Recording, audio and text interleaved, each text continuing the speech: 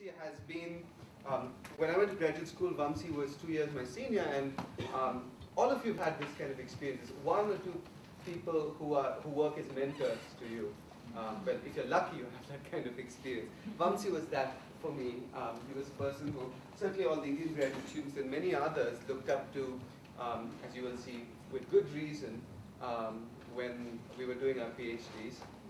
And so it's really a great pleasure and an honor to welcome him as a speaker to the annual session.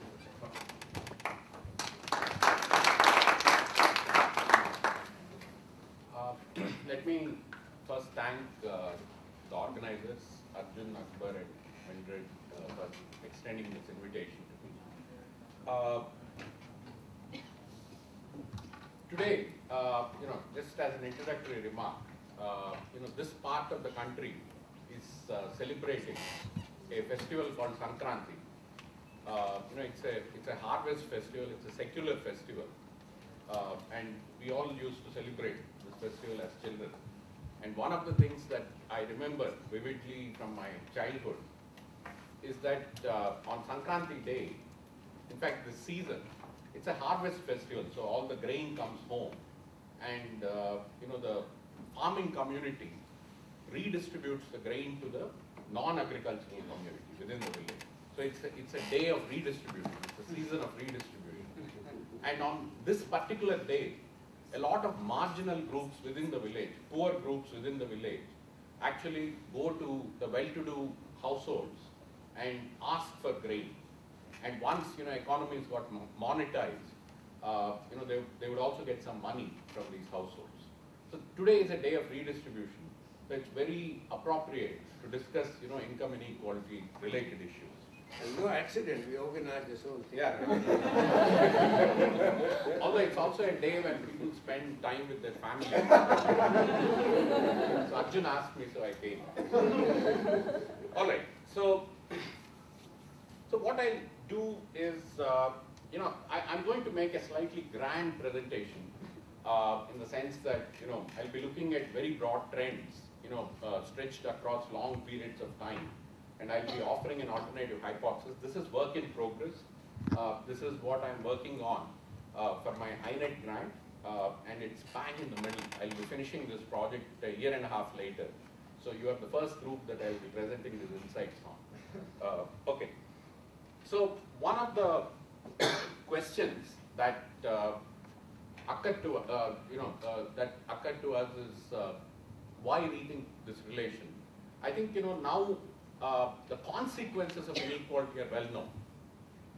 After the global crisis, and even before that, I think people realized that there's something deeply wrong in the system, which saw a 30-year period of rising inequality across the world, and there was something wrong with that. And Professor Stiglitz came out with his book, Price of Inequality, which is primarily about the consequences. He also analyzes the causes. So we know the consequences. This entire presentation will try to lay out the causal structures.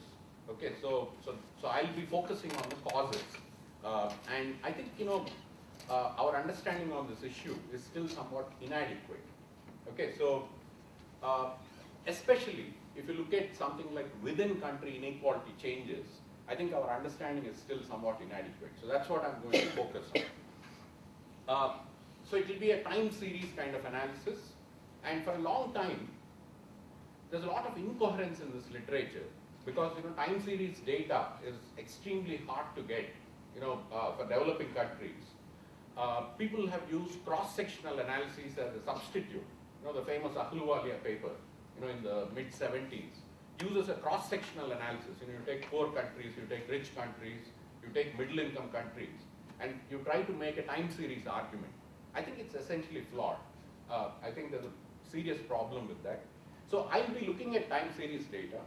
Of course, there are limitations, problems with the data, but some trends come out very clearly.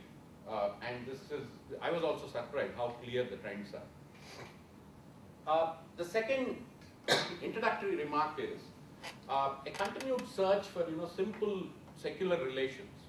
Whether linear, is it a positive relation, economic development and inequality, or is it a negative relation, an inverse relation, or is it non-linear like Kuznets proposed? I'll talk about Kuznets a little bit.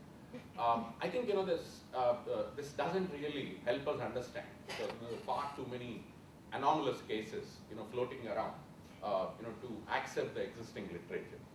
So what I'll do is I'm making a big claim. I'll contribute a coherent and novel framework. Okay, so that's one of the things that this presentation aims to do.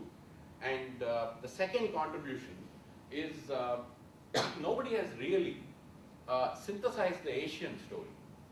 Okay, ADB, for instance, has come out with a detailed account of inequality trends in Asian countries, but it's very low on theory.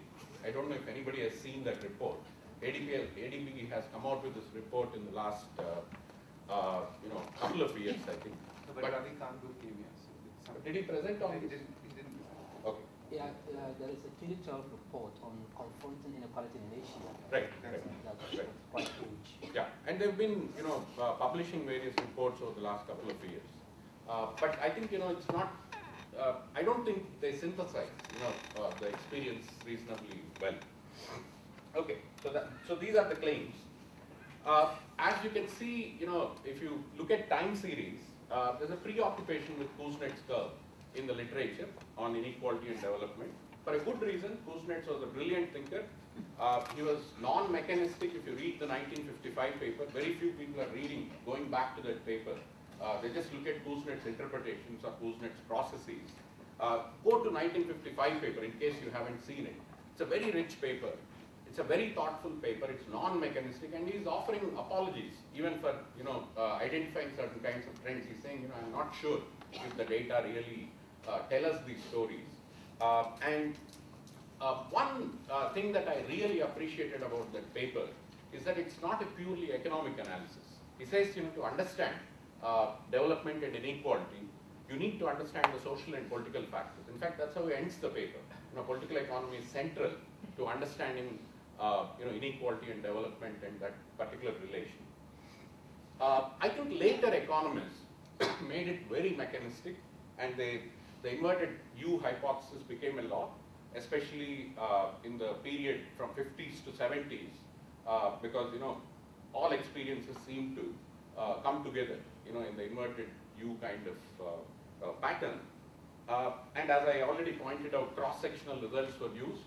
I think this became one of the very important papers in the 70s in the World Bank, and a lot of people actually, when they refer to Kuznets' curve, I think it was the reconstruction of the Kuznets' curve by Ahluwalia in 76. I think that's what spawned a lot of debates. Current Deputy Chairman of the Planning Commission of India.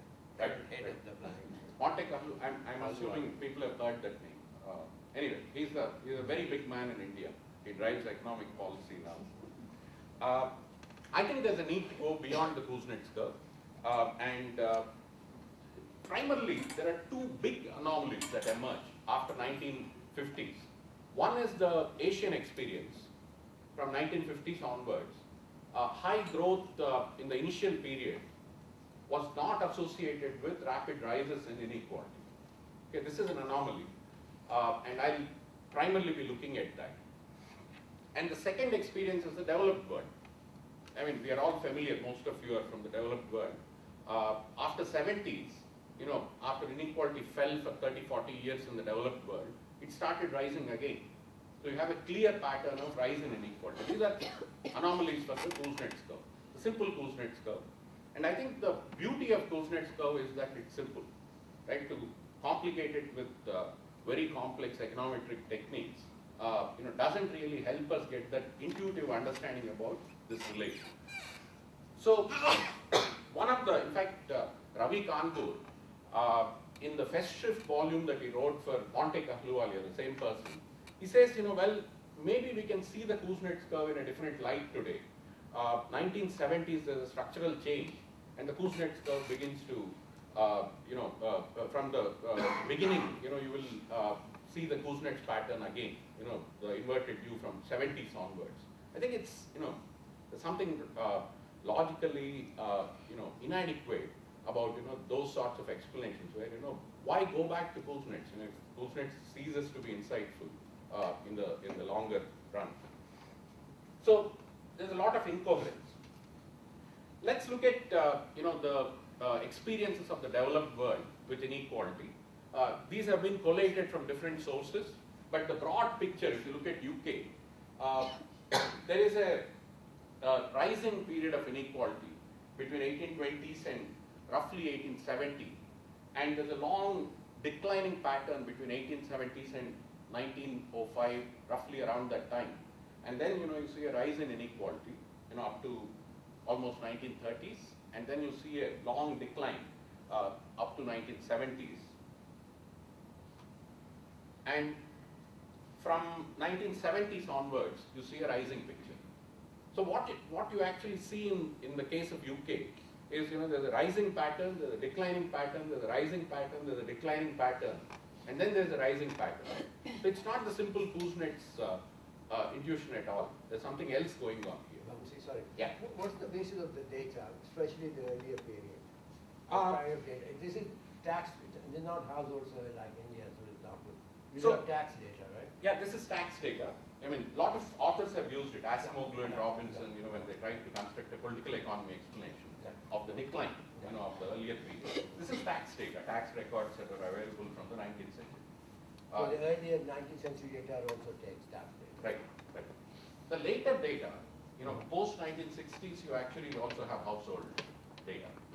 But the earlier data is all tax records. Can I come back to the pre-61 Yeah. for a moment? Yeah. Thank you. So it seems that the spike occurs when there's two world wars. Right.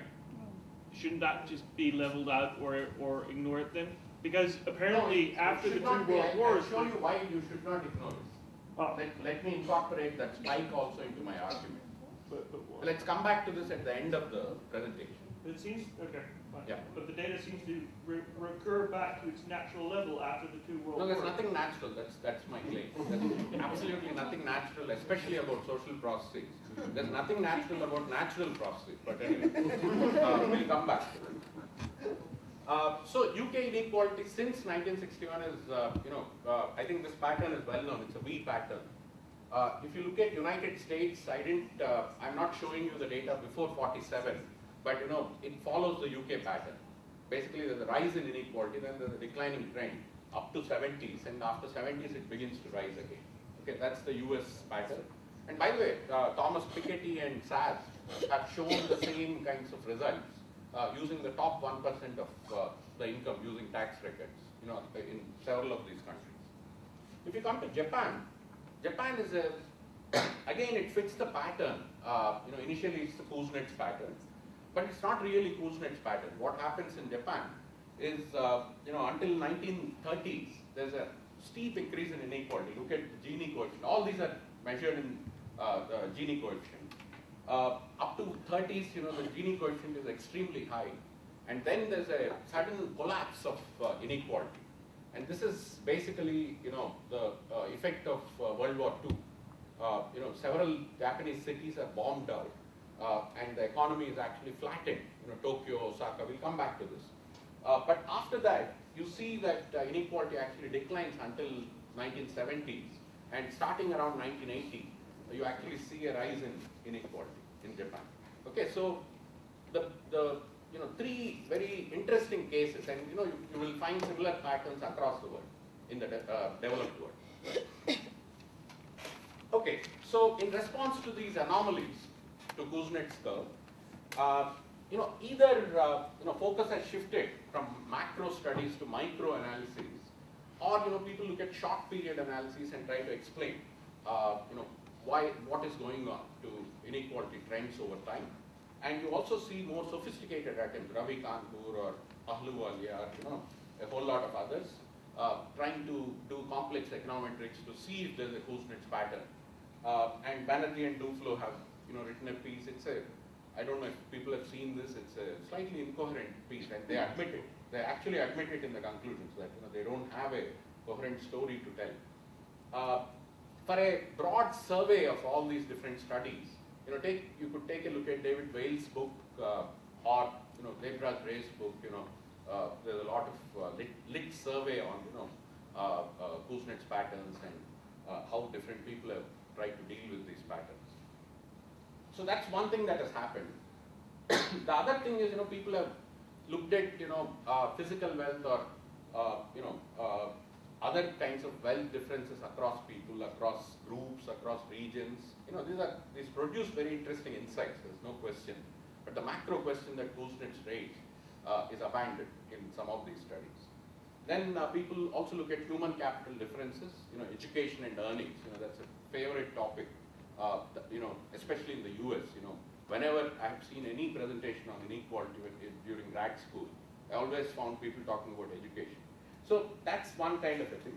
And some sophisticated people have looked at spatial differences, what's happened to, what's the relation between inequality and space, sectoral differences, rural versus urban, or industry services versus agriculture, and so on and so forth. But, the macro question, either, people have tried to use sophisticated ways to test it, and there's a frustration. Some people prove it, some people don't. But a large number of studies have focused on micro issues. Okay, so is there a way to sort of think afresh about this question? And this is the focus of my reflections today. And by the way, you can interrupt me at any point in time if it's a clarificatory question while I'm presenting. And at the end of the presentation, maybe the substantive questions can be raised. That's okay. I don't know if that's the format. Yeah. So to understand changes in inequality within countries, I'm not going to focus so much on inequality changes between countries. And I'm not going to look at levels of inequality. That's not the focus today. And I'm going to analyze, when I say Asian experience, it's not entirely correct. I'm going to look at East Asia primarily, Southeast Asia, and South Asia. Okay, I'm not going to look at Middle East and West Asia. So that region I'm going to ignore in this presentation. This is also the fastest growing region in the world over the last 50 years. Also clearly the fastest and the most, there's several interesting dynamics and patterns, and they also they have serious consequences for the global economy. So it's important to understand, this region, what is going on with this region. And I'm going to do something more than that, in the sense that I'm going to use this experience to construct what I claim is a more durable relation between development and inequality. Okay, so use the Asian experience for itself to understand what is going on here, but also use it to understand a more durable relation between development and inequality. So what is the Asian experience? We've already looked at the Japanese case. There's a particular pattern of inequality between 60s and 1980. Actually, there's not much data between 1940s and 1950s.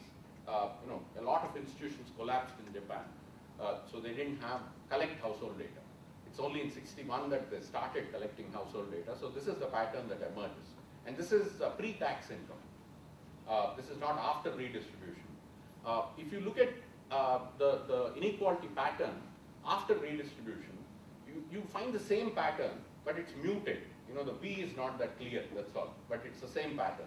It declines until 70s, and then it starts rising from 1980s onwards. Okay, so this is Japanese story. Income rather than consumption. Income, yeah.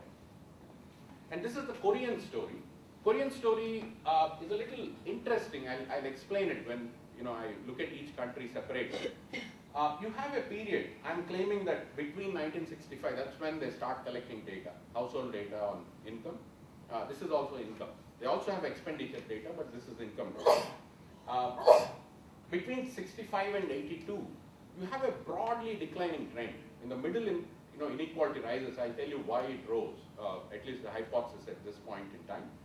80s, inequality continues to decline. It starts declining significantly from 80s. It also declines in the 60s. And then, starting in the early 90s. So this is not just the effect of the Asian crisis. Pre-Asian crisis, from 92, 93 onwards, Korean inequality begins to rise rapidly. And it's a continuing trend of rising inequality until today. the latest, last year data, it confirms that story. Okay, so broadly you see, a V pattern in Korea also. Question. Yeah. So could you clarify again the difference between the blue line and the red line, please? Okay, sorry. So this is, these are two separate data sources. Okay, so I didn't want to club the two series. One is the blue line comes from the Economic Planning Board of Korea. Okay, they put out data, household data, but it is discontinued somewhere in the early 80s. And then from 80s onwards, you have a different survey which allows you to see the V pattern.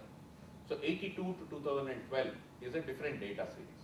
That's why I separated the two. Okay, if you want more information on what the data bases are, that generated, these graphs, I can give you. I mean, I have those in the notes, and I can also send you over email. If you look at the Malaysian pattern, and this is an example of the Southeast Asian experience. It's not a perfect representative of Southeast Asia. Malaysia has an interesting pattern. It has three different periods. Okay, I'll also explain why, what is the significance of the three periods. There's a period between 1958 and 1970 when inequality actually rose continuously. And then 1969, something massive happens, ethnic communities start fighting with one another. The state actually, completely does a U-turn on its policies. Then you see a declining trend until 1990. And then after 1990, you see a rising trend again. So if you ignore the first part, you see a V pattern. And I'll tell you why we should ignore the first part. Okay, but it's the broad V trend again in Malaysia. We don't ignore, but we understand why it was rising. Chinese inequality, it's hard to say, what happened before 78, but by all accounts, Chinese Communist Party stopped collecting income data because in an equal country you don't need household income. In fact, they shut down the Chinese Academy of Social Sciences for 30 years because in a communist country you don't need social sciences because everybody is perfect. Between 50s and 70s you don't have data, household data on China. But post mid 70s, they started collecting household data again, roughly around the time Mao died. And you actually get the intuitive sense about 50s to 70s by, if you read Carl Riskin or, some authorities on the Chinese story, I think inequality fell between 1950s and 1970s. Land was redistributed in waves during the 50s. Again, in the 60s, there were many attempts at redistribution during the Cultural Revolution. And then mid-70s, when the reforms, 77, 78, when the reforms begin, you actually see two trends in two periods, which are very different in China. A lot of people club these two periods and say this is the post-reform China. Actually, you see the trend between 1978 and roughly late 80s. Inequality did not rise all that much during that period. In fact, the main reason for that is the rural-urban gap declined very significantly between 78 and 86, the first 8 years of reforms. And until late 80s, you actually don't see, if you look at the white line, it's not a massive increase in inequality. In fact, it's almost equal. 90s is when inequality begins to take off in China. So there are two separate periods after reforms in China. The 80s and post-92, pre-92, post-92. And post-92 Chinese economy transforms itself drastically. And I'll try to get into some of it because that itself would make a long presentation. But I'll just give you a broad insight on what happened in China in the early 90s. Okay, so if you piece together the story from, let's say, non-household data, from various accounts, it's a V pattern in China also. 50s to almost 80s, you actually see declining inequality. And then, from 80s onwards, you see a rising inequality. So you see the V in China also. So coming to India as an example of the South Asian experience, the Indian story is, we have data from 1961 onwards, and from 1961 up to 1980s, you actually see broadly declining trend of inequality. But we do not have, raw data, for the period between 1960 and 1983. These are from reports, so I could not compute the total inequality changes in India. But if you look at the rural and urban trends, and the overall inequality in India is broadly following the urban trend. And this is NHS. This is the National Sample Survey. Yeah, good that you pointed out. This is consumer expenditure. This is not income. So this is the only country for which we don't have income data. There's some income data that some private organization produces in Delhi. Some people use it, but I think it's very unreliable. I would not dare to touch that data, but a lot of people are writing papers using that. This is the best data we have. And I think here also broadly you see the V pattern. V or U pattern. Inequality declines. I mean, in the middle it rises. I'm going to talk about that also. But it begins to show a consistently rising trend only from the 90s. And overall inequality broadly follows the pattern of urban inequality. Okay, so these two tend to go together in the Indian case. Okay, any clarification so far? So these are the 5 countries I'm going to talk about. So this is, broadly put, these are the data trends. This is what the relation seems to be. So instead of the expected inverted U pattern, you actually see a U pattern across Asian countries. Yeah. The rural income actually peaks in 1970. Is this the Gini coefficient? Yes. that we're talking? What peaks in 1970s? The rural Gini. Rural gene. Yeah. Looks We'll like come to that. We'll come to that. It's inequality. There's something, to give you a quick answer, India introduces something called Green Revolution in the late 60s, which, heightens inequality considerably in the 60s and 70s period. And then, rural inequality begins to decline. Yeah, did you select your country case studies on the basis of some established criteria? Or? Yeah, the criterion was, Japan was the early developer. Okay, after 40s, old Japan was, flattened. So Japan started almost afresh in the 50s. So Japan is the classic success story. And then you have the East Asian tigers, which follow Japan. So Korea is the example, representative of the tigers. And then you have the cubs, the Southeast Asian countries. So Malaysia is the representative of the cubs. And then you have China and India. Nobody can talk about Asia without these two countries, right? So we are the most populated countries in the world, but also in Asia. So these two countries get added on. And a lot of people are actually talking about a Kuznets pattern in China and India since the 80s, because there's rising inequality. I think there's something wrong with that sort of a formulation.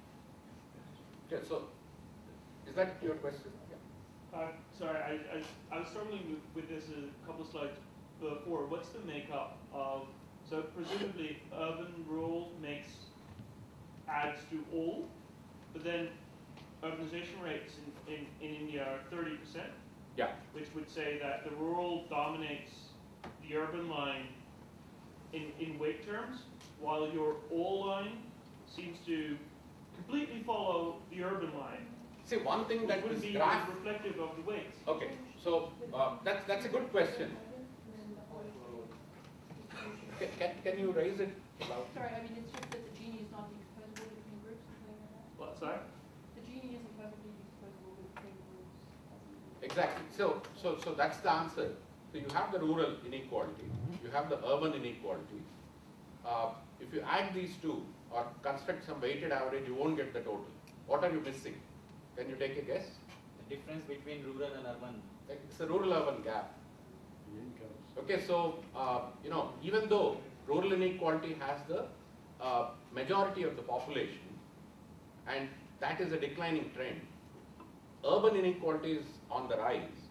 And during this period, 80s and 90s and 2000s, the gap between urban areas and rural areas, that is rising rapidly.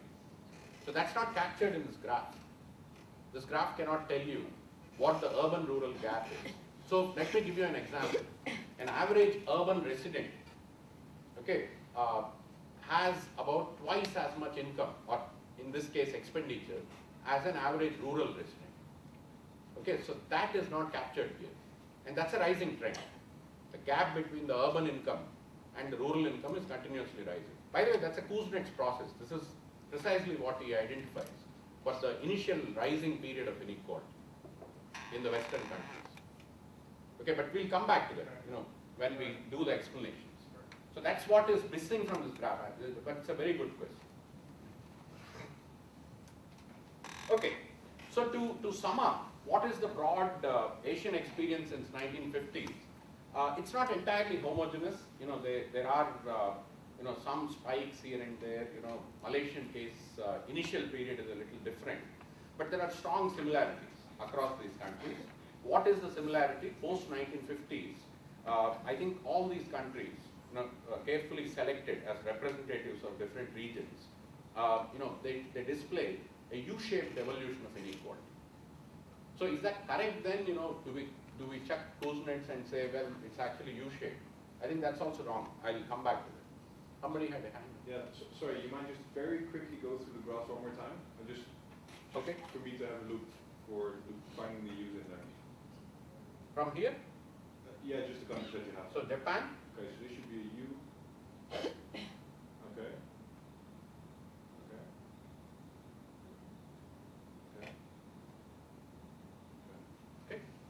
So, and what is interesting here, and this is where the Asian story, can have relevance not just for Asia but for the entire world. The entire world behaved like this. It's not just Asia. Okay, from 1950s to 1970s, you go to US, you go to UK, you go to Europe, you go to other developed countries, you actually see a declining trend of inequality. And post 70s, you see a rising trend. So from 50s onwards, until now, you actually see a U pattern across the world. It's not just Asia. Yeah. Is this based upon observation of those graphs, or kind of you try to estimate? Well, I have seen various country experiences independently. I mean, US or UK, I already showed you that it's a declining trend until 70s, and then it's a rising trend after 70s. But you try to estimate functional form or something to get it that this is U-shaped? No, this is just raw data. No, okay. The answer is no. It's not a functional. Yeah. It's not an economic. It's not an econometric estimation. This is just the presentation of inequality trends based on the data that you get from household surveys. We will come back to that. I think that's a more substantive question. So how do we make sense of this? And I am arguing that you need to look at a combination of local political economy, but also global political economy. I think it's a combination of these two that explain the U trend in Asia, but all other countries too. So what is how do you combine these two? If you look at the Japanese case, I'll be very brief talking about each of the countries. Because each of them you could talk for endlessly, for a very long time. Decline in inequality post World War II. One of the things that is very crucial, to explain this is the extensive bombing of the industrial cities of Japan. Of course Hiroshima, Nagasaki we know, but Tokyo and Osaka, which were the most industrialized cities of Japan, they were flattened during that period. There were very significant tax reforms which were introduced in the US occupied period, but also in the late 40s and early 50s. Taxes on the rich, as well as estate taxes, which went a long way in reducing inequality. Zaibatsus are these industrial conglomerates in Japan.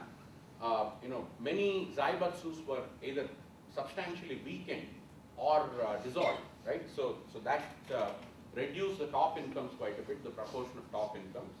Then in rural areas, you actually saw very significant rural land reforms in Japan in the 50s.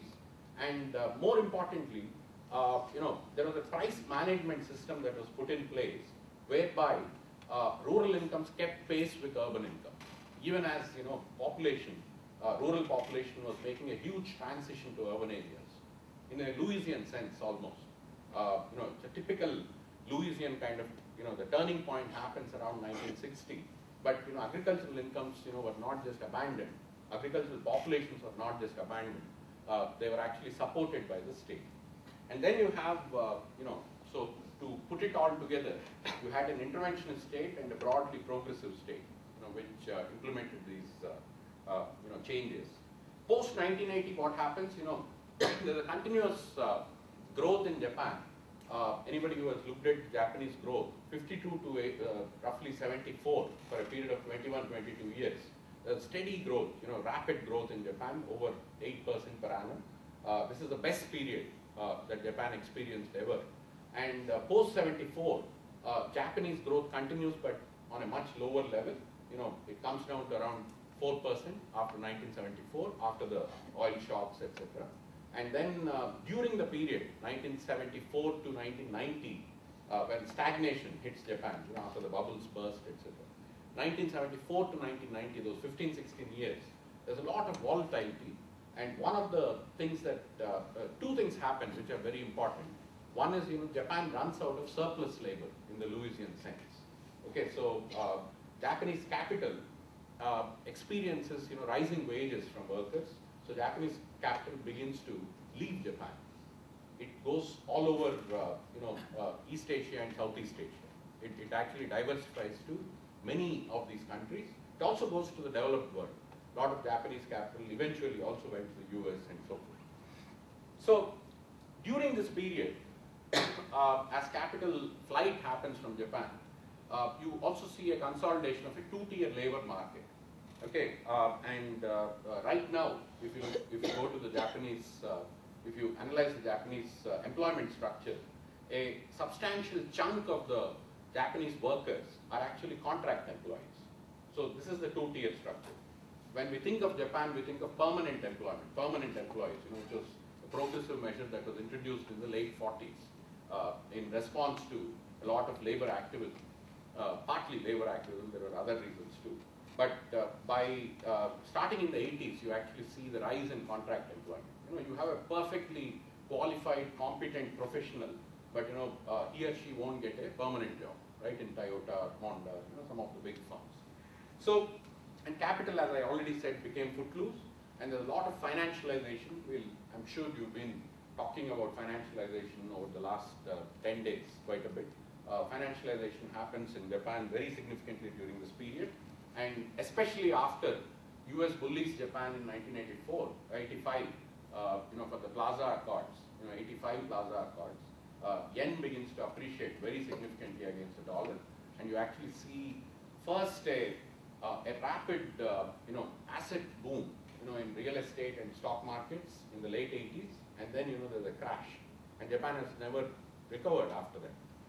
It's been a cautionary tale, for a whole bunch of countries, and everybody's scared that the 2008 crisis might mean that for the rest of the world, right? So, but there's a lot of privatization. See, one of the key institutions that Japan developed in the 50s, 60s, and 70s during the high growth period was the institution to channel savings, and this was the post office of Japan, and that was privatized in the late 90s, early 2000s.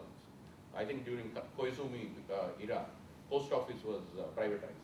So this is the structure that emerges after 1980s, and it leads to an era of rising inequality. So broadly, this is the story of Japan. If you look at Korea, question. Wasn't there a pretty major demographic shift going on here? And True. I've even seen arguments that if you look at like output per as a put like a working age population in the denominator, then in fact there hasn't been that much stagnation, and True. at least after the crash. There's a whole debate whether this entire rising inequality can be explained by aging, population aging, right? That's what you're talking about.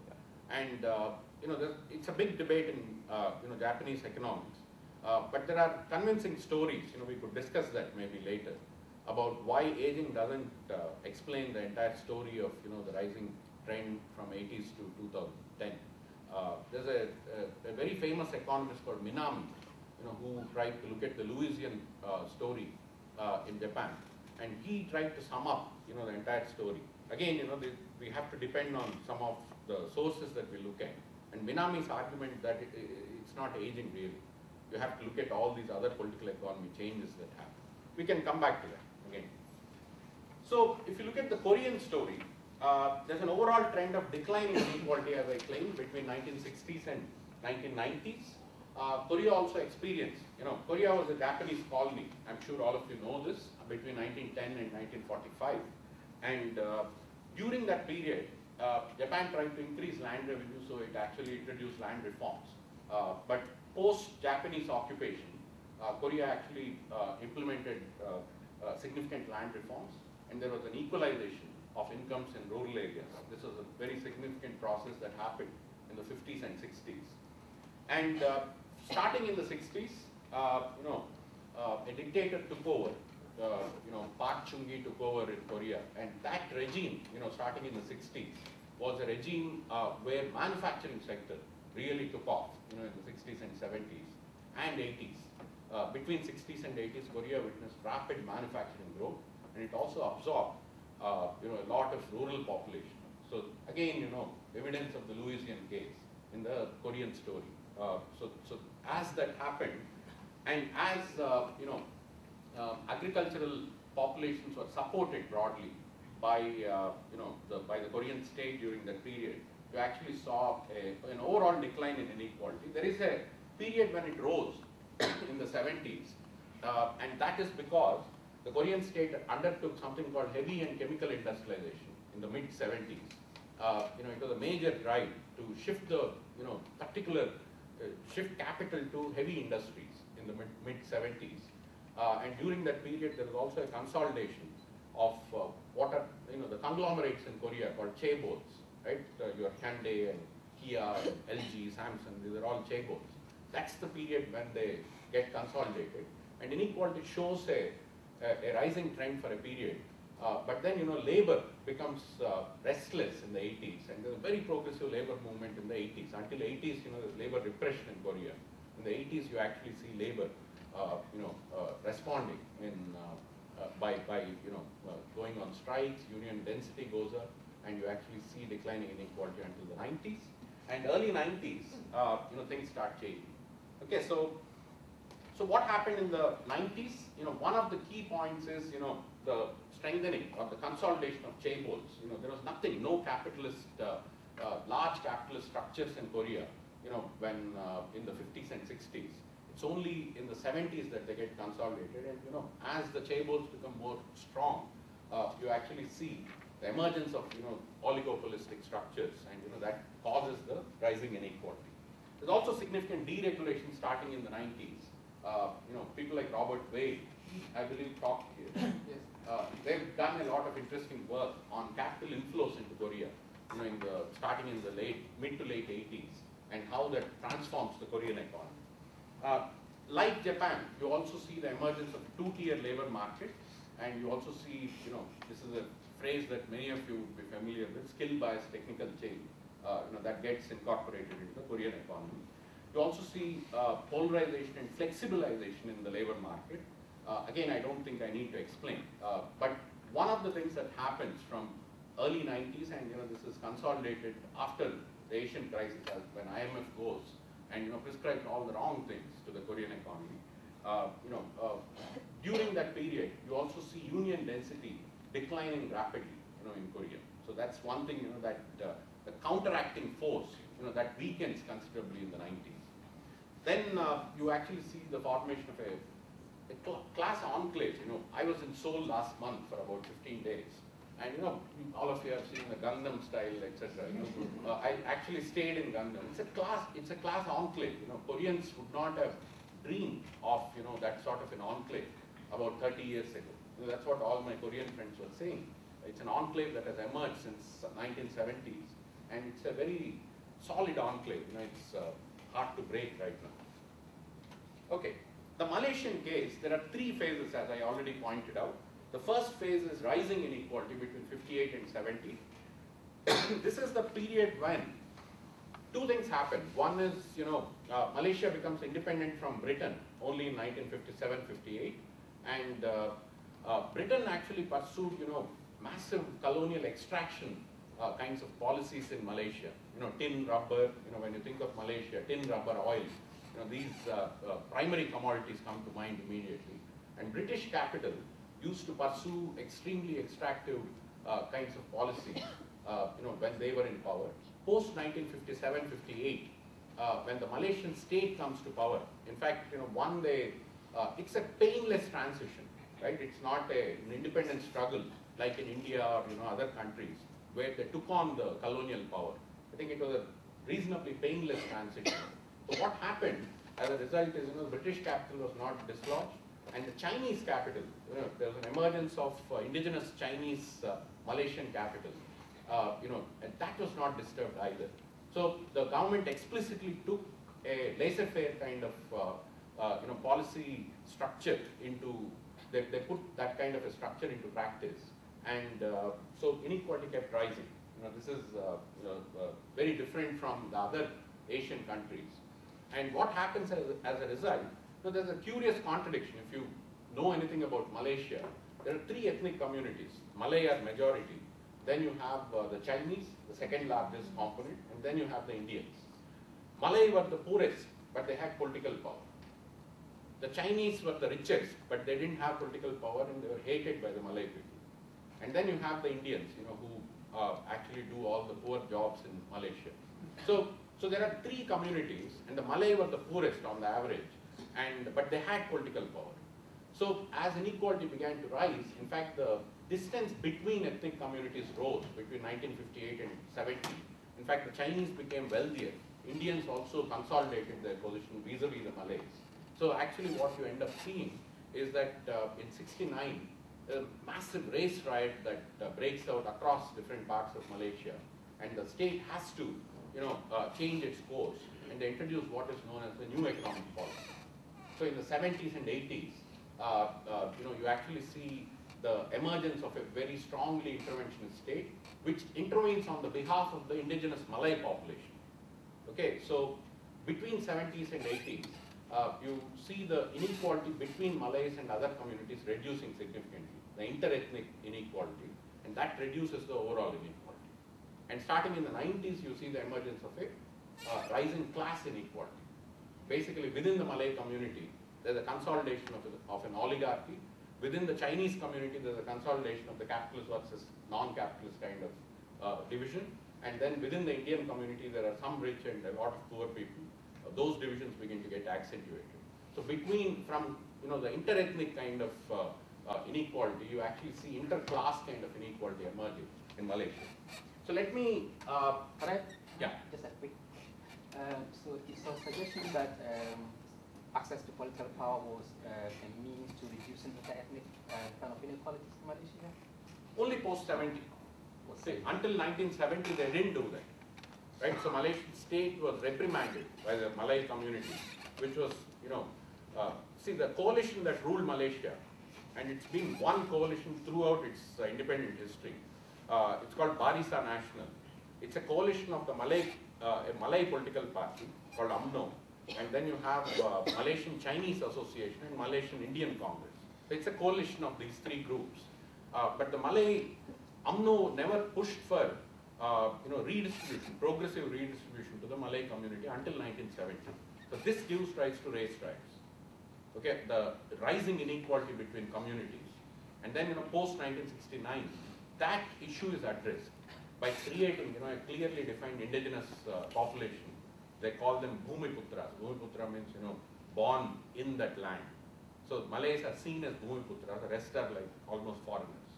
Right? So policies change quite significantly, but Chinese capital is not attacked. So Chinese continue to be wealthy, but the gap between the other Malay population and the other Chinese, those gaps are reduced after 1970. We'll come back to that, I think. Okay, the Chinese case, I think I don't need to go into great detail. Most people probably know the story. As I said, there's a declining inequality between 1952 roughly and 1980s. 52 because between 49 and 52, after the revolution, there was a consolidation of the new revolutionary state. But 52 is when they start introducing waves of land reforms, right?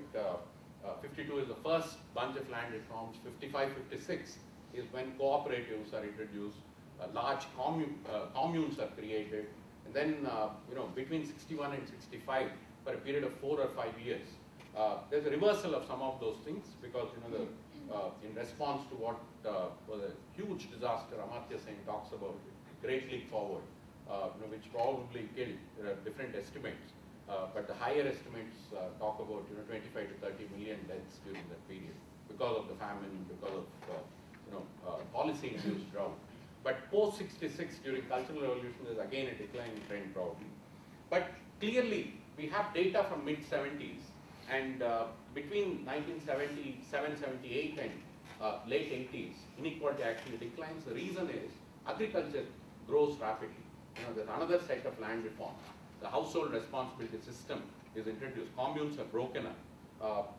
Individual incentives are created. At the same time, you also improve the agricultural inputs and so forth. So you actually see, from late 70s to late 80s, agricultural output growing at a rapid pace, over 6%. For agriculture, it's very high. And you actually see the rural-urban gap declining during this period, and inequality actually declines.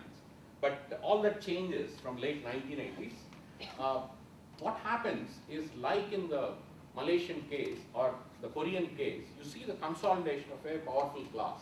A lot of, huge part of this powerful class comes from the Communist Party itself. People who are in positions of authority within the Communist Party. But a lot of business people also were allowed to join the party, starting around 2000. You actually see the consolidation of that class through this whole period. And it becomes like a class enclave. You go to China, you see a class enclave, like in Korea, like in Malaysia. And post-90s, China also engages in process. But if you want to really understand the Chinese inequality, the main component is, after the very significant increase in prosperity in rural areas in the 80s, you actually see agriculture stagnating. Okay, agricultural output continued to grow, but income stagnate because Chinese state does not intervene in price management in favor of the farming population. So right now, the rural-urban gap in China is 4. Okay, I told you that in India it's around 2. Right, the average urban income over average rural income in India is around 2. In China, it's around 4. I think it's historically unprecedented. This is the main story, main cause, main source of Chinese inequality.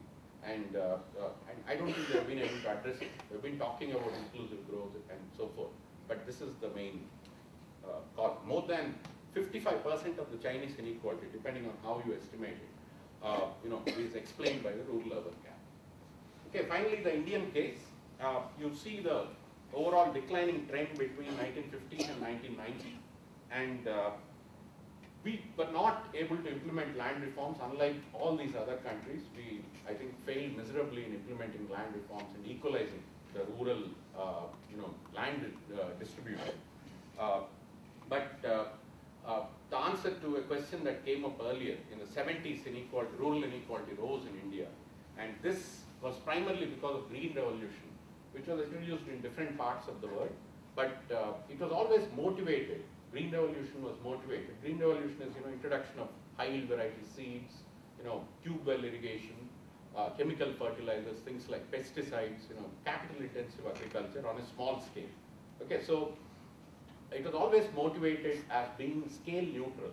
A poor farmer would benefit from Green Revolution as much as a rich farmer. But that was not the case. In reality, it led to a rapid increase in rural inequality. There are multiple studies in India that actually capture that phenomenon. Then the most interesting decade for India is the 1980s. Actually, Indian economy grew at a fairly slow pace between 1950s and 1980. 80s it takes off. It's not in the 90s after economic reforms, but it's in the 80s that economic growth takes off. But it's very broad-based. Rural India grows rapidly, urban India grows rapidly, and the rural-urban gap is not very significant during the 80s. So you actually see 1980s as a, you see rising growth rates. At the same time, you actually see inequality either stagnant or even mildly decline. Okay, so that changes from 1990s onwards, and this, what happens during the 70s and 80s is a lot of rural rich who benefit from Green Revolution. They start migrating to urban spaces, so they begin to invest heavily in new kinds of ventures. By the way, this Azim Premji Wipro is also a product of those times, 80s and 90s, when IT industry actually took off, late 80s, early 90s. So this is the period when the rural rich migrate, the urban rich consolidate their position. So you see the emergence of a class enclave, in India during this period. Once again, which actually pushes for certain kinds of economic reforms. They push for privatization, they push for deregulation, they also push for opening up of the economy.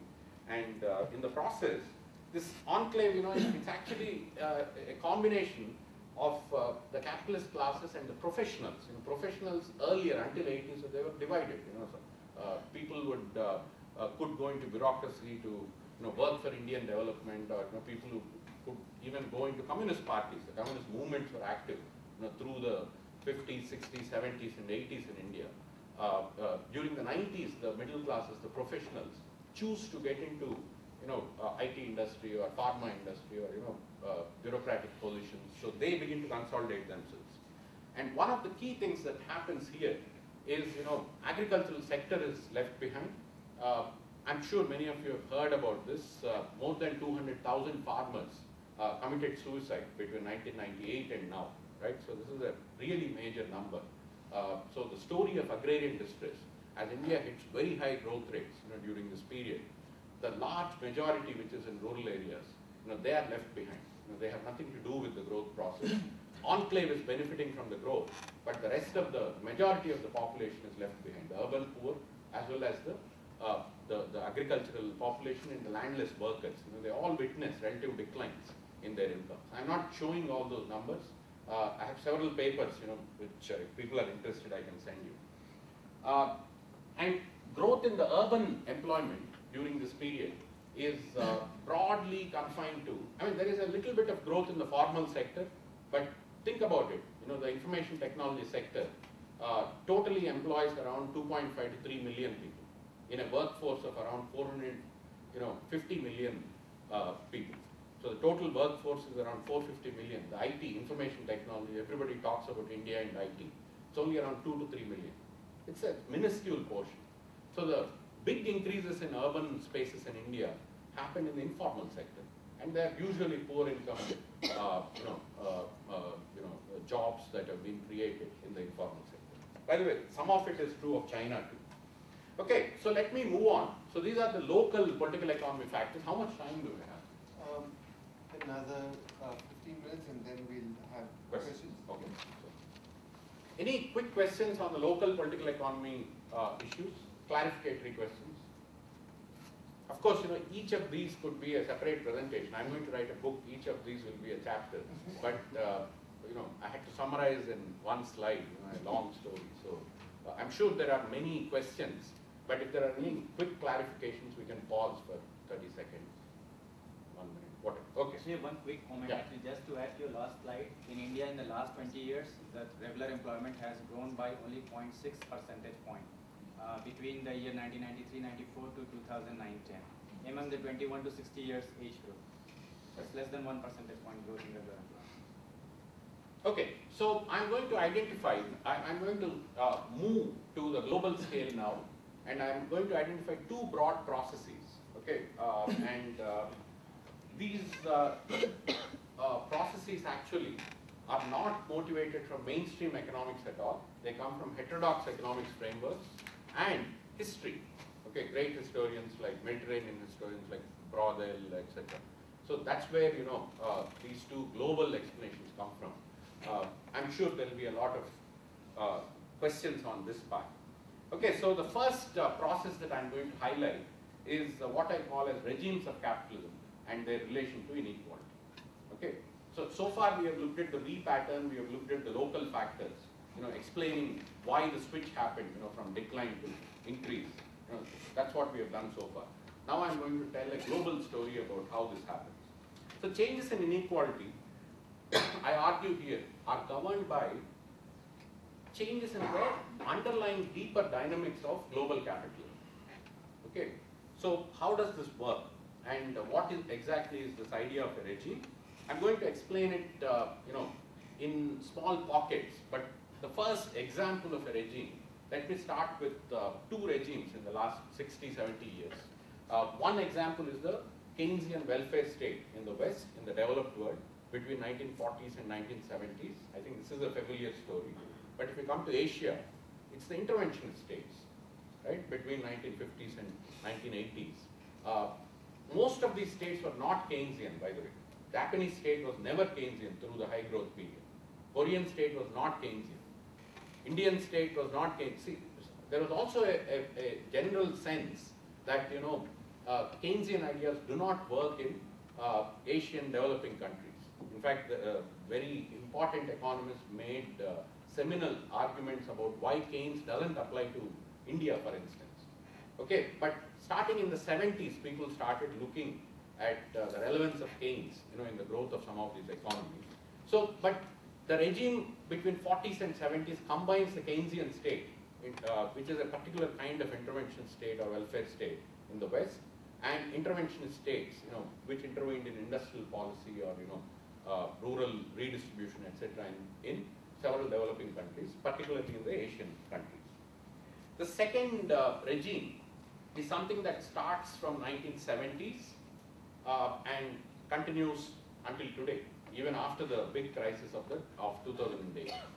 Okay, so what is a regime now? So 30 years you had a Keynesian interventionist kind of regime where state played a key role, and post 70s you have a neoliberal market-oriented regime where the state has withdrawn from playing an active role in the economy to a more facilitating role, and, you know, it has also supported in many ways the functioning of the capital or the professional classes in all these countries. So why did this switch happen? So broadly what a regime means, and we can talk about it later, it's a period of during which, you know, there's stable accumulation. Let's say for 25 years or 30 years, you know, there is a stable set of accumulation processes. Fundamentally, there's a particular institutional structure that comes into being that allows for a certain stability of capitalist accumulation.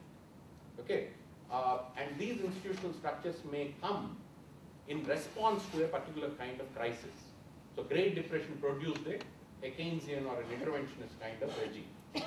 And the crisis of 1970s, you know, it's not hyper, you know, it's not stagflation as, you know, the literature identifies it. I think it was a deeper profitability crisis in the system that brings about neoliberalism, a very different regime. So institutional structures actually get transformed radically, and, you know, and they stay stable for a while. So what are these institutional structures? Relations, for instance, between capital and labor. You know, what is the importance of unions in mediating this relation? Just as an example. Or what is the relation between state and the market? What is the role of the state? What is the role of the market? How are these roles actually defined? How are these relations actually defined? Just to give you two examples. Okay, so these institutional processes undergo radical transformations in response to particular kinds of crises. Okay, let's look at what the pattern of those crises is. So just a little bit of theory that comes from Marx in this case. As I said, this will draw significantly from a heterodox framework. What are the deeper imperatives? If you look at, you know, Marx actually uses this concept called circuit of capital. Okay, what is a circuit of capital? You take an individual capitalist. By the way, this is you know, something that mainstream economists are trying to do. They're trying to find stock flow consistent models today after the crisis. This is a stock flow consistent model that Marx proposed in the 1860s. You start with a money stock. An individual capitalist starts with a money stock. What does it do with the money stock? Converts it into raw materials or machinery, and it buys, you know, the ability to work from, you know, people like us, you know, who go to the labor market. Then he combines these raw materials, machinery, and, you know, the ability of workers to perform labor, and then puts them through a process of production and produces a new commodity. Okay, so starts with M, converts them into commodities, which are, you know, your raw materials, machinery, and, you know, your ability to do work, and then converts that into a new commodity. So C1 to C2, that's the process of production. It doesn't stop there. He has to realize that now. He has to go and sell it in the market.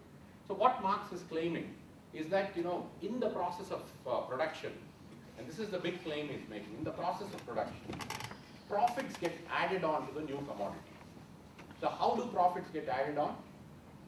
In the process of making workers work, what the capitalist is paying the workers is the price or the value of the ability that workers bring to the production site.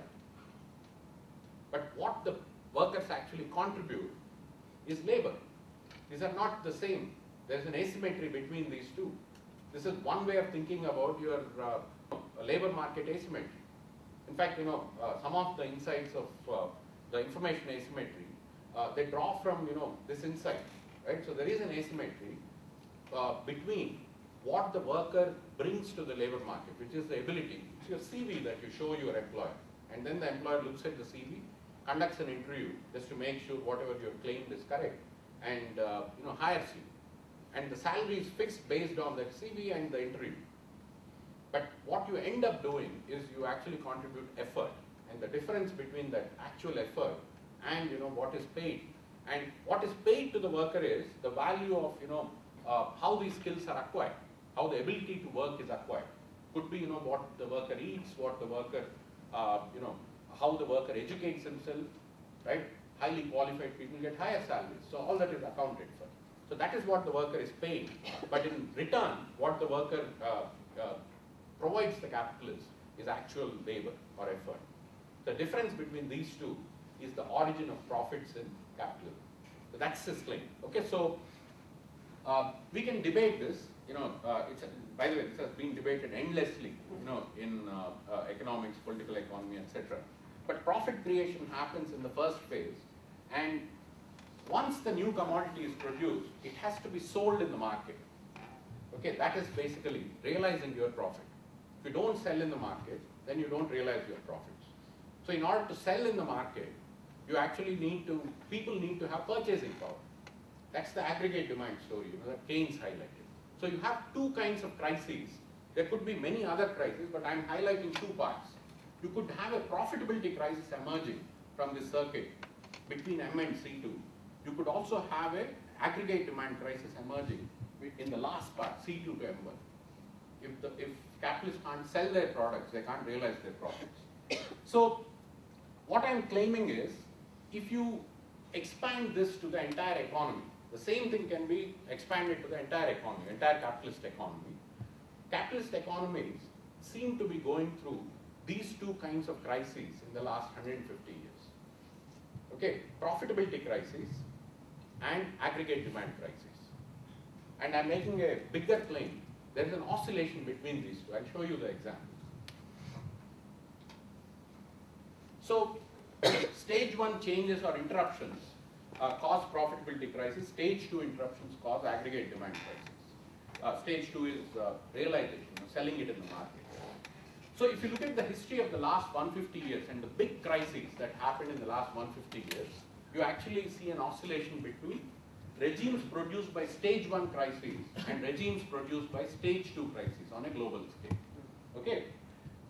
There are 4 such moments in the last 150 years. Okay, the first such moment is a long moment, which lasted 23 years. Okay, this is called the Long Depression. Some people say this is the mother of all depressions that capitalism has witnessed so far. It's the period between 1873 and 1896. It was primarily a profitability crisis, which was brought upon the system by 2 factors. One was intense competition among capitalists. They were out to, this is the period of intense competition. You outcompete, each other, and in the process profits fall or decline. And the other is workers actually consolidated themselves politically. By the way, I showed you the UK graphs. I don't know if you recall. Do you remember when the decline of inequality in UK begins? 1870s. And it goes up to late 1890s. This is precisely the period. It's the period of the profitability crisis. Okay? And then you actually see the emergence of a new regime after 1896. And of course, you have the World Wars, but the First World War. But the regime actually continues in a stable way through the 20s, and that leads to the Great Depression. So profitability crisis, allows you to create, and I've written a whole paper on this, I could send it to you in case you're interested. It leads to cartelization across different big developed economies. Cartels in America, cartels in Germany. The multinational corporation, for instance, it emerges during this period. It combines, various elements of the supply chain, from raw material supply all the way to selling your products. So, pardon? This is post 1896. Cartelization emerges, and this, and there's a significant amount of financialization that happens during this period. If you read Carl Polanyi, I don't know if that name is familiar to any of you. But this is a period of hot finance, as he calls it, HAUT, finance. I don't know what it's called, hot finance. Okay. Yeah, whatever. Okay. But this is the period of intense financialization. A lot of people have commented on it. Lenin talks about the emergence of finance capital and monopoly capital during the same period. Hilferding talks about emergence of finance capital. This is the period when finance capital and these emerging cartels, these come together and create a new kind of regime, which then creates, and they improve the profitability. Problem is profitability. The new institutions improve profitability, and they begin to appropriate a lot of profits for themselves. The problem is when a small group appropriates too much profit, too much surplus in the system, it leads to a collapse of purchasing power.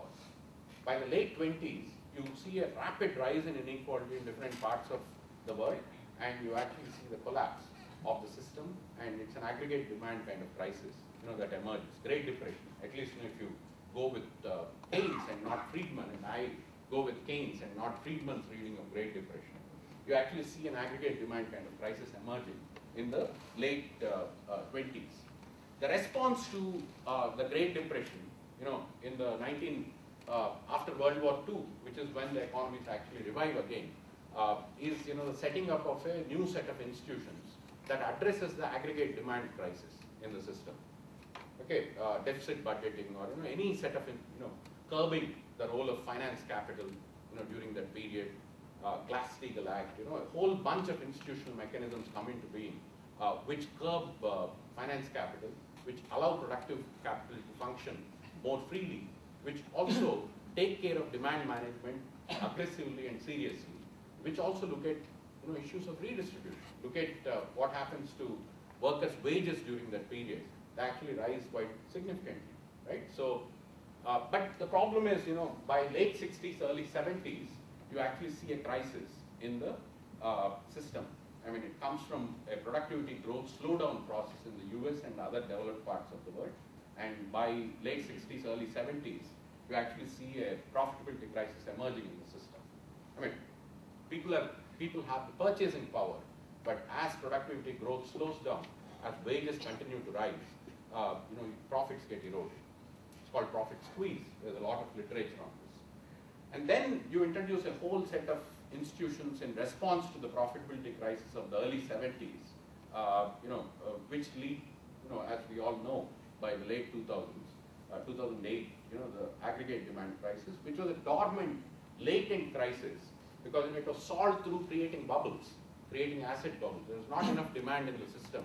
The workers were not given enough income, right? Workers' wages, for instance, in the US, continuously declined between 1973 and 1996, real wages. So when you don't have purchasing power, what do? You create bubbles. That's the way aggregate demand was created. So there's a latent aggregate demand crisis which comes into the fore by 2007, 2008. Okay. So there is an oscillation. That's the claim I'm making, and there's a lot of evidence for this. All of that cannot be shown in this, but look at the profit rates. If you want to look at the regimes broadly that I'm talking about, 1870 to 1896, you see profits actually declining in UK and US, which were the two most important countries in the developed world at that time. Then again in the 1930s, you see the effects of Great Depression. Look at 1970s, you see profit rates collapsing. And of course, 2008, we all, we have been living through the crisis. Okay. Okay, so if you look at the post-Great Depression regime, the institutional changes during this period, there was a creation of a welfare state. I think trade unions actually consolidated their position, but the existence of the welfare state and strong trade unions meant that the fallback position of the workers improved considerably, and that led to significant wage increases. In Asia, as I pointed out already, you have interventionist states. Some of this I've already talked about. Inequality showed a decline across the whole world. This is the most important observation of this period. So a global regime of this nature, which has impacts on local countries, different countries across the world, it brings about a certain regime of inequality.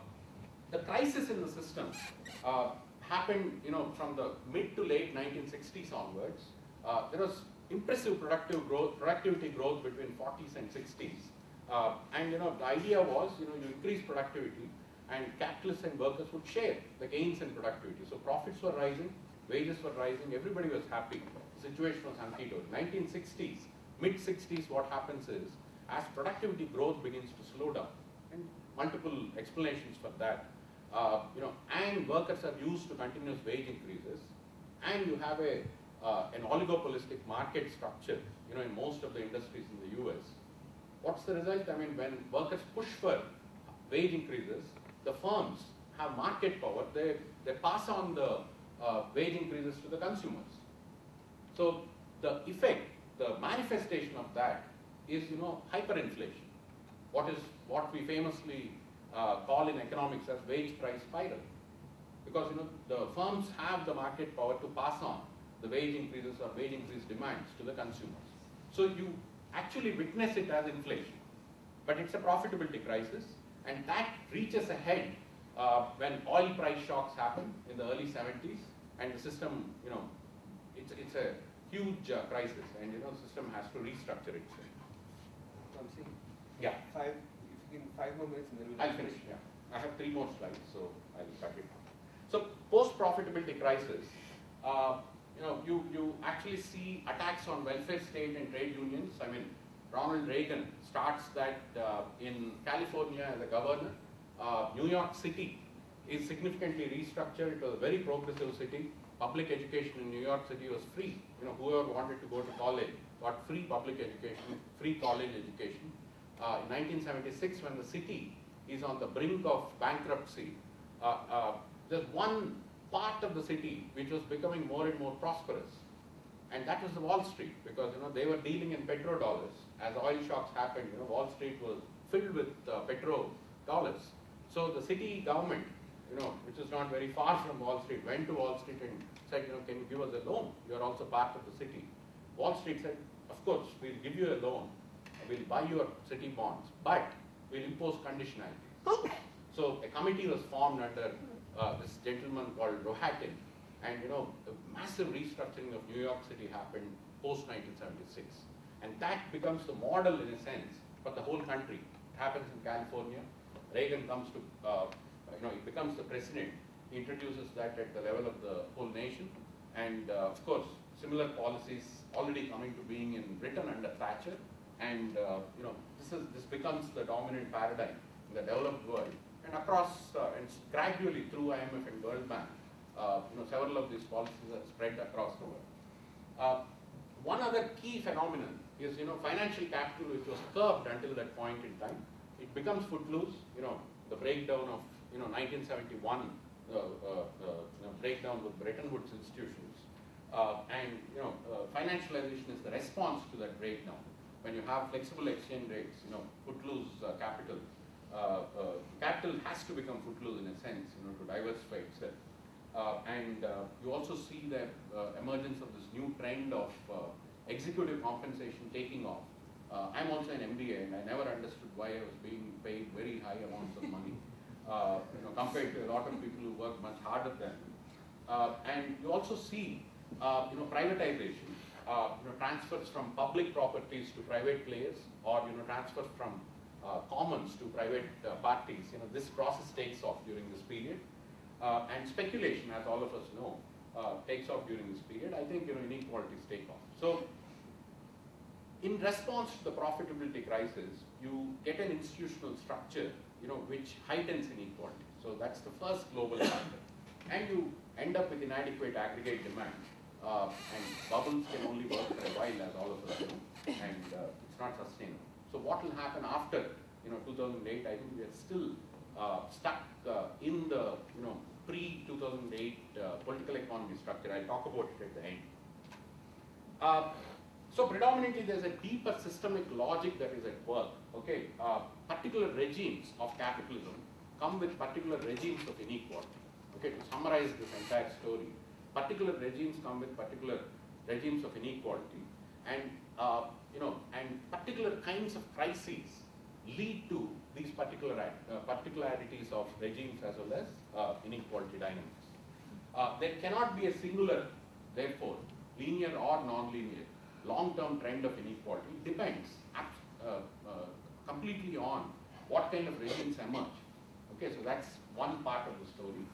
If you look at the last 130, 140 years, there are oscillations of particular kinds between profitability crisis and aggregate demand crisis. A profitability crisis seems to lead to a regime of rising inequality. An aggregate demand crisis seems to lead to a regime with declining inequality dynamics. Okay, so again, the several people have written on these issues, and two schools of thought that don't belong to economics. One is the French regulation school. The other is social structures of accumulation. Some heterodox economists have developed it. This is an American version. Okay, social structures of accumulation. People like Samuel Bowles, David Forbes, they have worked on. So people who are interested can take a look at some of these, things. I have two slides on this. The second global factor, which I promised I'll talk about, is there are longer cycles, longer term cycles in the system, which are longer than these 30-year, 40-year regimes. And these are, what Brodel, the Mediterranean historian, or Giovanni Arrighi, the world systems thinker, and Marx, gestures at it. They have a hypothesis. What they're arguing is, in the European world system, there are sustained long-term processes of capitalist accumulation with a particular hegemon in place. Okay, to give a synoptic view, from the 15th century, first you have the Italian city-states, which didn't have political power. They worked with Iberian powers, Spain and Portugal. Then you had the Dutch, who combined political power as well as economic power. Amsterdam-centered Dutch rule. That is replaced by Great Britain, which combines industrial production along with political and economic power. And then you have the emergence of US, in the 1940s, after almost 60, 70 years of various hidden dynamics of struggle between these countries. So the big question is, there's a particular pattern through which these long-term cycles seem to happen. In the initial period of the cycle, there's a lot of capital exists in money form, and it becomes either productive capital, meaning manufacturing grows, or trading grows, merchant capital grows, and so forth. But commodities, money form changes into commodity form. That's the first stage of the cycle. The second stage of the cycle of each of these hegemons, capital predominantly changes from commodity form to money form again. So that's the era of financialization. You actually see at the end of each of these hegemonic rule, whether it's Italian states, city-states, whether it's Dutch, whether it's British, whether it's US, towards the end of these cycles, you actually see the emergence of finance capital as a dominant player within the different kinds of capital that exist in these hegemonic countries. So between, let's say, 1890s and 1930s, 1940s, British capital financialized itself on a massive scale. In the US, you see the same thing from 1970s onwards. For the Dutch, it was from 1820s, 1830s up to 1870s, 1880s when Britain takes over from the Dutch. Italian city-state, the Genoese, financialized themselves very significantly in the early part of the 17th century. So so they find this interesting pattern of financialization, which when capital returns to money form, it becomes productive, it goes into manufacturing or merchanting, but it comes back to the financial form. And each of these cycles in the European world system experience something similar. The main, this argument was very well developed by Brodel, and Arrighi uses this argument to talk about the current moment. There are some implications. The first implication is, whenever financialization happens, you have increased instability, which is something that we have witnessed in the last 30 years, increased volatility. The system becomes more and more unbalanced in many ways. Implication 2 is increased inequality as finance capital. You move from manufacturing to financialization. You actually see, concentration of income and wealth, in a small class enclave, in each of these countries.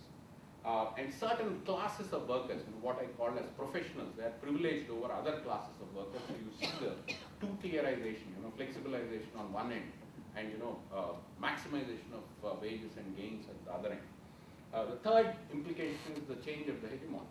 So, are we witnessing a hegemonic change? A lot of people are talking about, is 21st century an Asian century and so forth. So, but this at least gives us a language to think about, the current moment. Okay, so this is the last slide. So, what does the Asian experience teach us?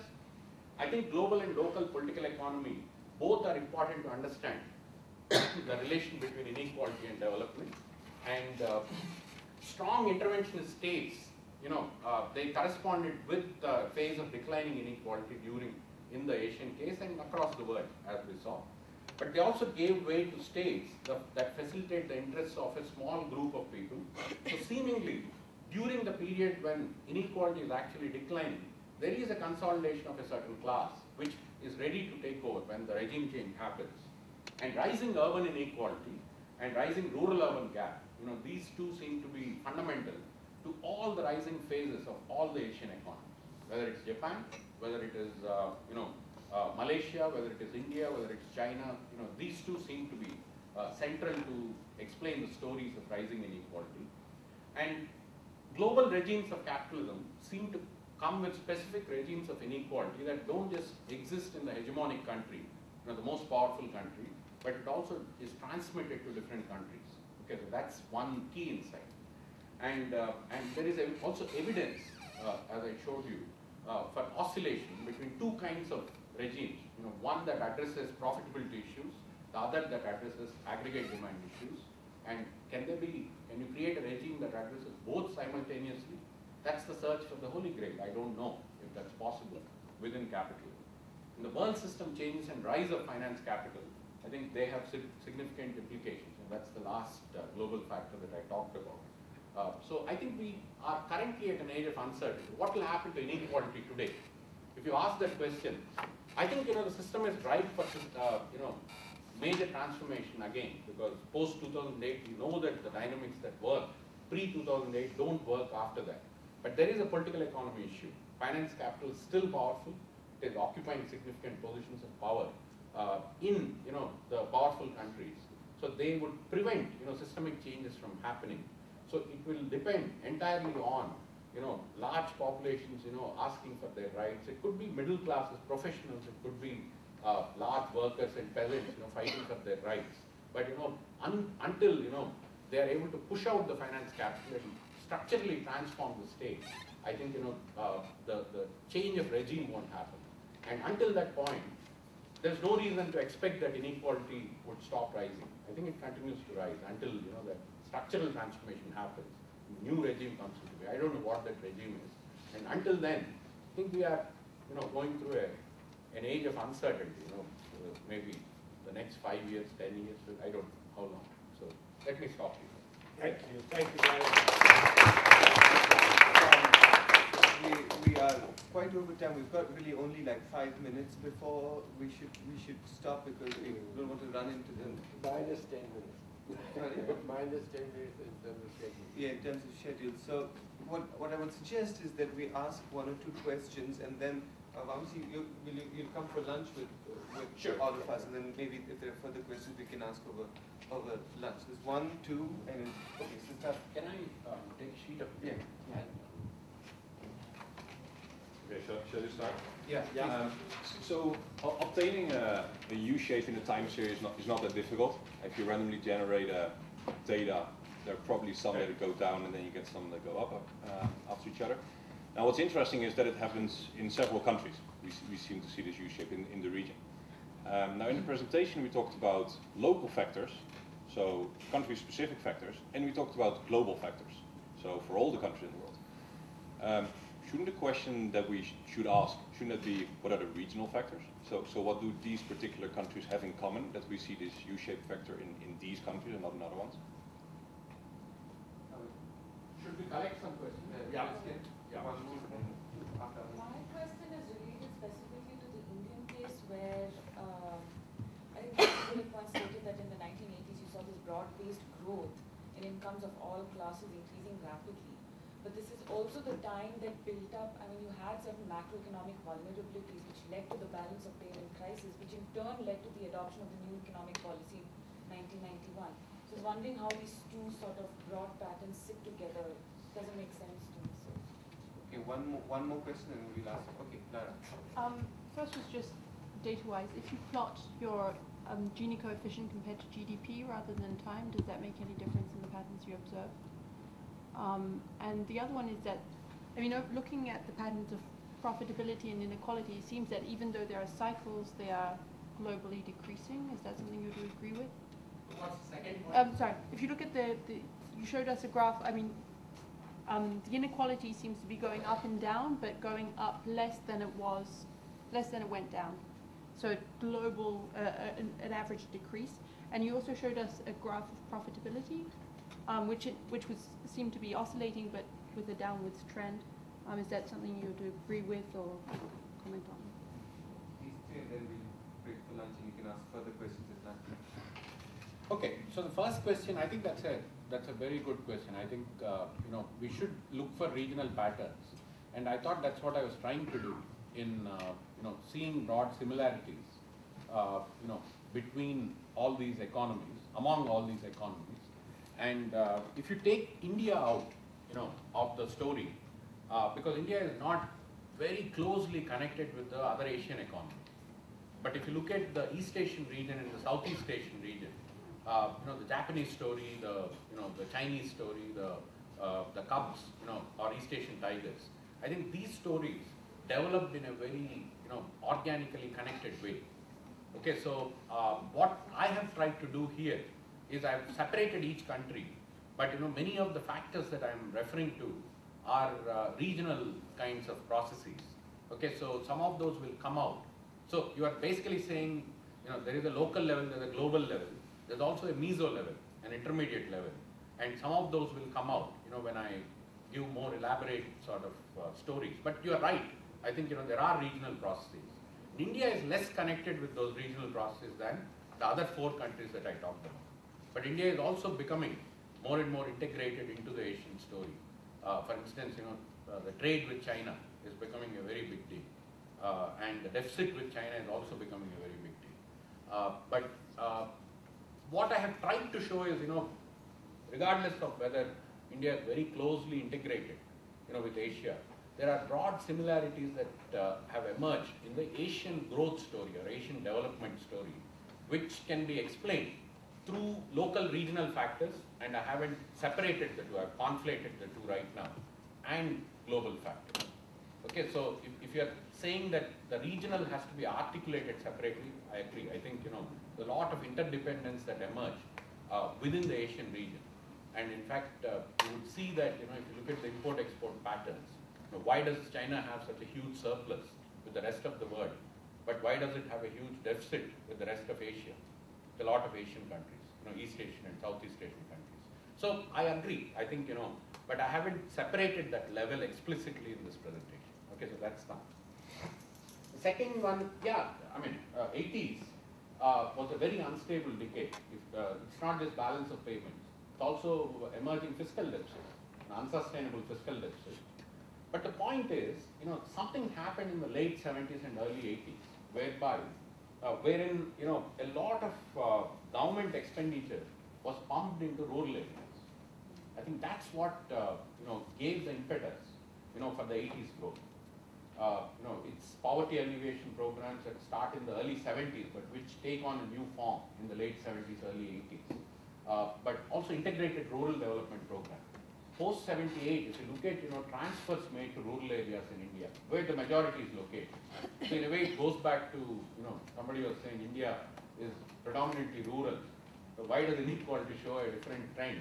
I think 70s, 80s, when the focus was on the rural in terms of government expenditure, where the people are located, and inequality actually fell, declined, or stayed stable.